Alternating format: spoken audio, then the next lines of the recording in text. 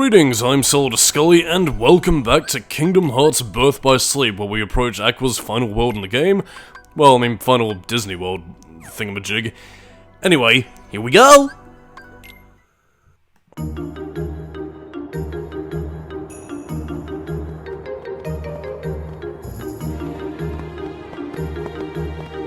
Over there! I'm gonna be the leader! Oh! We're so close.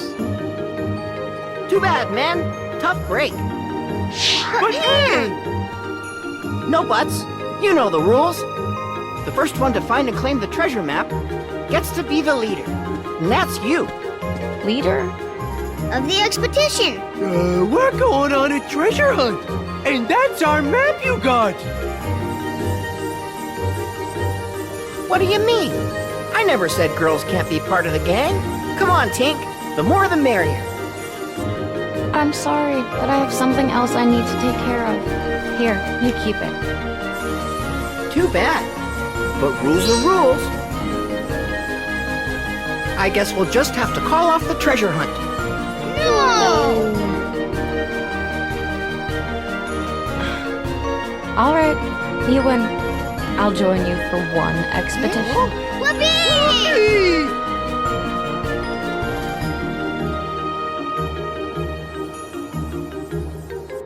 As far as I can tell, we're here. And this mark here is where we'll find the treasure. Enough pointing. Come on, let's go. Wait a second. We still don't even know our leader's name. I'm Peter Pan. The jealous one over here is Tinkerbell. And you are? Aqua. So you're Aqua. Huh?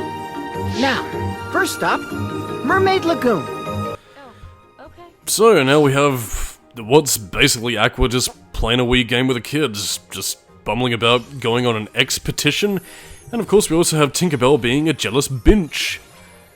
I'm kinda surprised they never adapted the part of Peter Pan where Tinkerbell actually betrays Wendy to Captain Hook, because, well, I mean, again, at least in terms of the delicious J.M. Barrie lore for pixies, they can only be filled with one emotion at a time, and if that emotion is jealousy, as what seems to be happening here, yeah, they're not exactly going to be thinking in terms of spurious morals, but then again, I suppose that does also sort of embody the whole sort of theme of Peter Pan about, you know, childish wonder.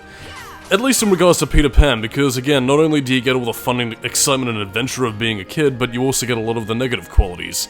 You know, that fucking brattiness, lack of structured order, just basically running around rambunctiously like a place is a fucking circus, or without any sort of order or, well, things to keep him in check, which is primarily what Wendy's motherhood role was in the film.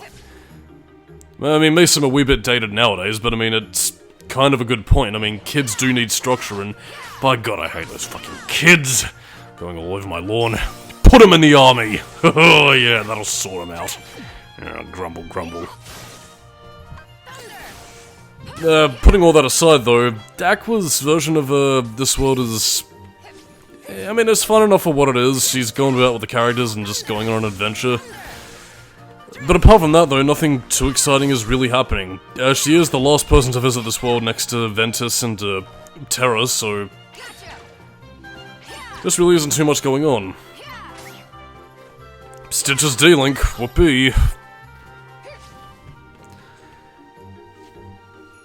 I don't know, I mean, I've really got not much to say about Peter Pan, or at least in terms of the world or the level structure at this stage, because a lot of it is just sort of repeated set pieces. Like, I mean, you're bumbling about defeating the Unversed.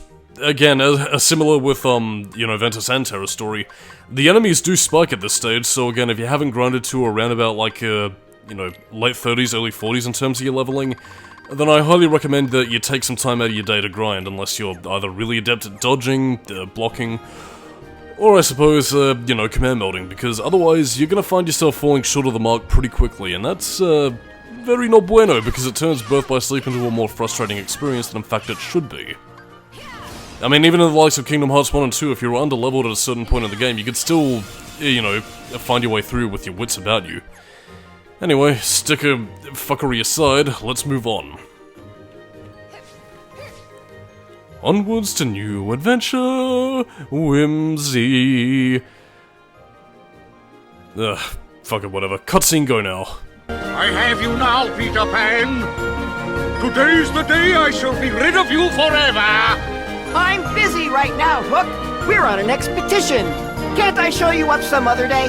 You show me up now. Give back me treasure. Who's that? Ah, that's just Captain Hook. He's a 2-bit pirate codfish. I'll cleave you into 2 bits, boy. It's me. Oh, that was the captain's signal! Fire!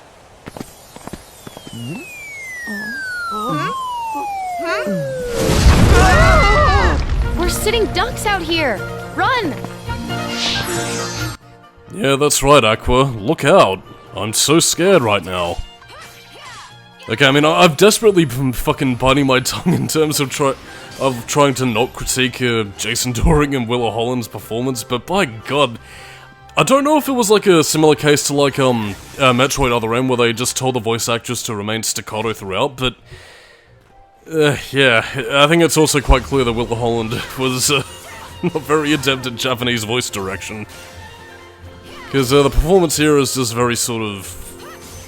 Like, unless of course she's told to like overly emote, she just doesn't really seem to get in tune with the character. I mean, this is gradually fixed later on as you see her in 0.2 in Kingdom Hearts 3, so again she does improve, but oh boy, that first time through, it's a wee bit pish, to be honest. Which does make me wonder, like, was there a different voice director between Kingdom Hearts 1 and Birth by Sleep?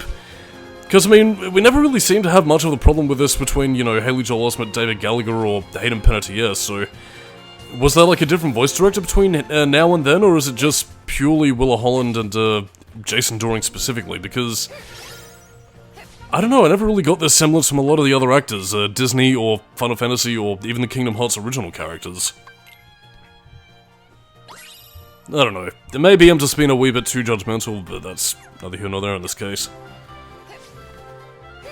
As for anything else, really, not really too sure what I have to say in terms of Peter Pan. I guess... Nah, we still got nothing. Well, I mean, I suppose there is one thing I could potentially talk about, which, again, I think I did kind of bring this up in Ventus' story, but fuck it, might as well bring it up now when I have fuck all to talk about. But yeah, you remember how I mentioned beforehand about a cut character called the Chinaman that was meant to be in, Peter Pan? Well, I actually did, scour the internet to find some pictures, and lo and behold, here he is!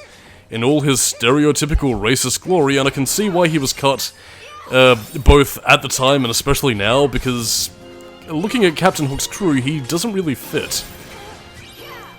I don't know.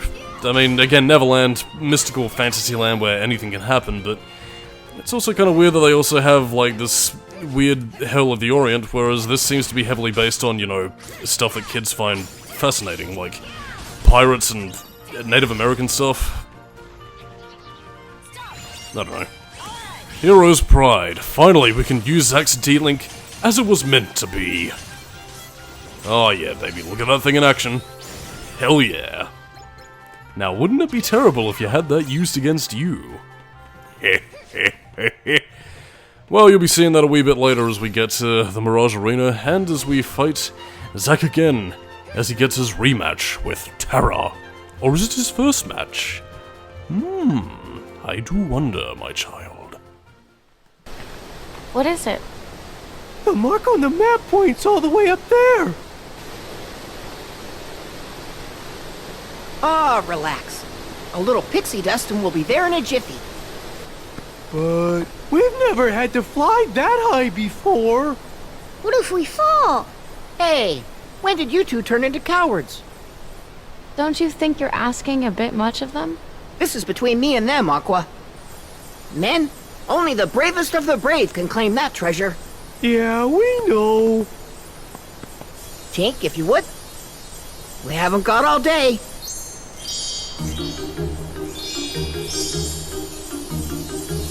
Here we go!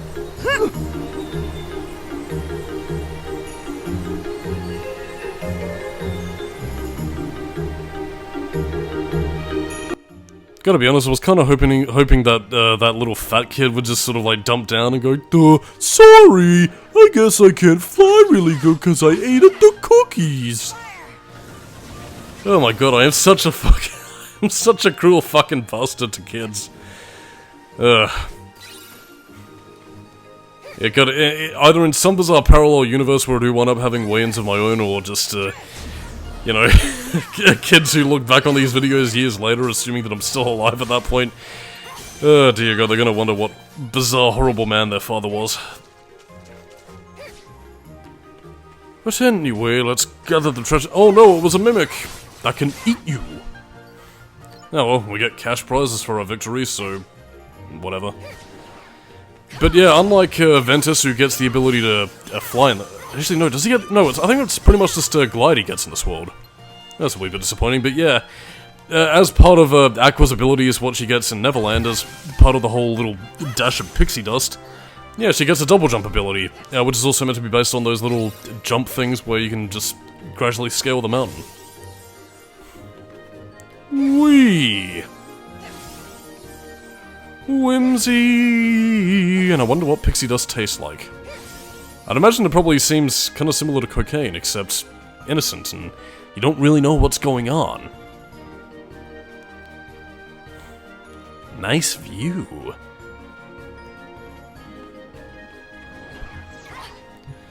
But yeah, I mean, apart from scaling the mountain, you do have host to a few treasure chests, a few little nooks and crannies here and there for, you know, puzzle pieces and what have you, so...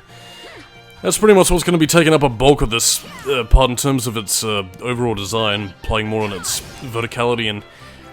I suppose a slight degree of platforming for those of you that are really interested, but I mean, for those of you who do play Kingdom Hearts for the platforming aspects, it's not much. Like, again, it's pretty much this very basic jump, use the dash ability in a very inorganic way that doesn't really require it to be a core mechanic, so really it's just...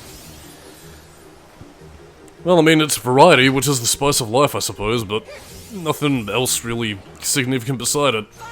I mean, apart from the occasional Heartless, I guess, but, I don't know, we get to see Faraga burst again. Whimsy! Apart from that, I really got nothing else to say about Neverland. Or really any other Peter Pan tangents in general. Well, I mean, I suppose apart from, like, maybe, like, that one recent, like, Peter Pan thing where they tried to, like, sort of give Hook a sympathetic backstory where he was once a lost boy but wanted to go home to his mum and then Peter cut his hand off out of retribution. I don't know. Never saw the thing, mind you, but that was just something I heard about, and that's the closest thing to a tangent I really have in terms of, anything Peter Pan related. At least in terms of trying to make Peter Pan more of a villain who steals children and feels vindictive when they try to well, not even try and forcefully grow up, really, just try and have emotional attachments to the world beyond, which... Again, if they wanted to really lean into a villain aspect, they could do that, but I don't think that TV show did, because... whimsy and... whatever. Oh, well, whatever, we have whimsical sticker minigames! Whee! Da da da da da. Anyway, more fighting and violence, destroying the unversed. There's such a significant presence, I wonder who else is here.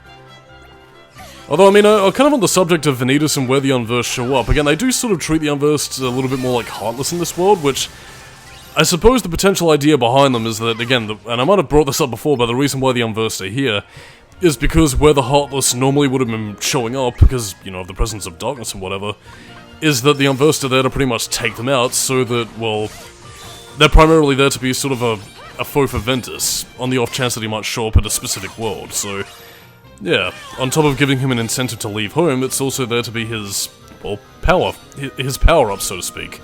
And I like how I brought this up as soon as we equip Ventus' D-Link. See, it's all intentional right here, whenever we do some commentary sugar-me-doos. We made it. The Mermaid Lagoon. With no mermaids. Hey, aren't we back where we started? You mean we went all the way around Neverland for nothing? Well, you conquered all sorts of obstacles to get here. And to me, that's certainly not nothing. You know, I had you all wrong. You were just looking out for them back there.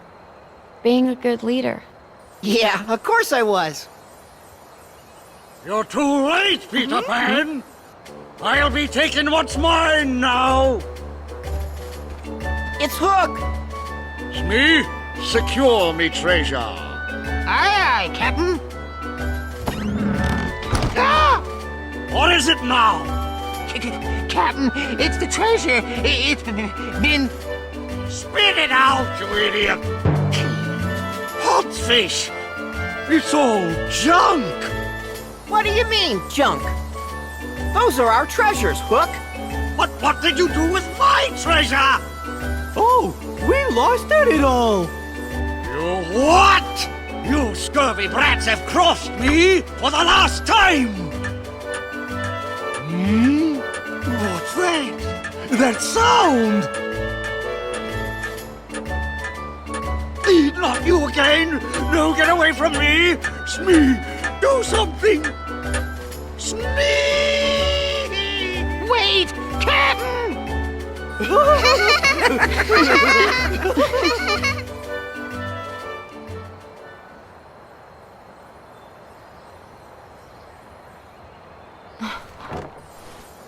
Is this? Oh, Ventus left that here. I guess it's a special keepsake or something. But don't worry about him. He said he would be all right without it. And then he promised to visit us again with even better treasures. Maybe enough to fill 100 treasure chests. Then? He was here. And someone else. What's the matter? It's nothing. Best that you stay here.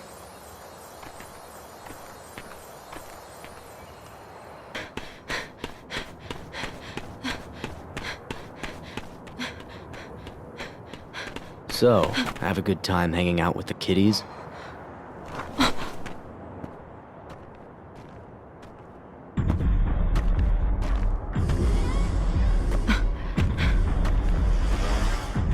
How'd you get that? I think that kid's outgrown such a childish toy. If you ask my opinion.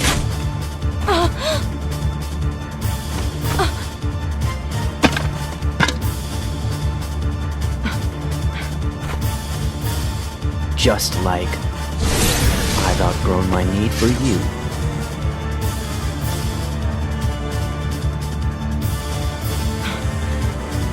You freak!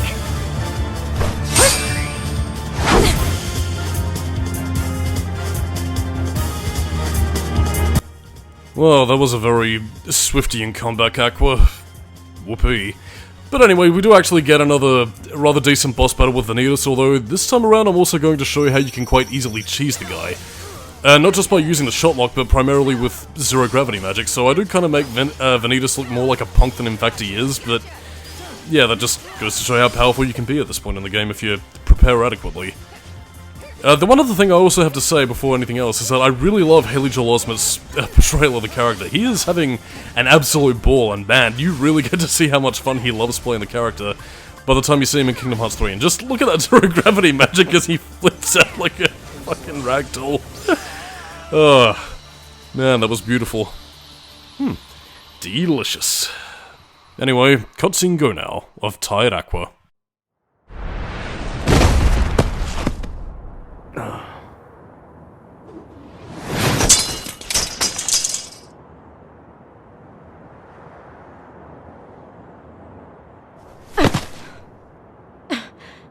I've done it. He's finally finished.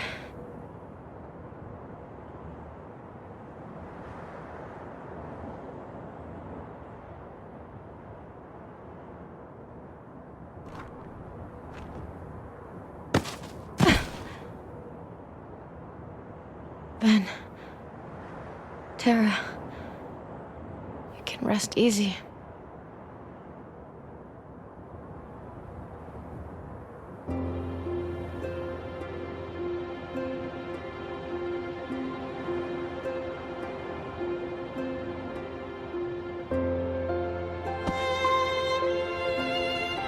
It was a dream. And yeah, I have absolutely no idea why they play this earlier scene in the game. I guess to reminisce on how far they've come and how far they've fallen, but... yeah, it's just kind of a pointless reminder of times from before, really. Also, I have no idea why Vanitas apparently no longer needs Aqua. I guess they dropped a plot point midway through and just thought, fuck it. Oh well, Xehanort's plan are a mystical bunch, and he does plan for every occasion. Bullshitly as it may seem. Are you alright? What happened? I'm fine. Oh no! Look at Vent's treasure! It's okay, Peter. Whatever it is that binds us together isn't gonna break so easily. And that's our real treasure. I think Ventus knew that. That's why he left this behind. You must really be close. And that's something pretty special. You, and Ventus, and Terra, was it? One day, you should all come back. I'd like that. Yeah, I'd like that too. Anyway, I'm Solidus-Skully, keep it new metal. See you later. Fare thee well.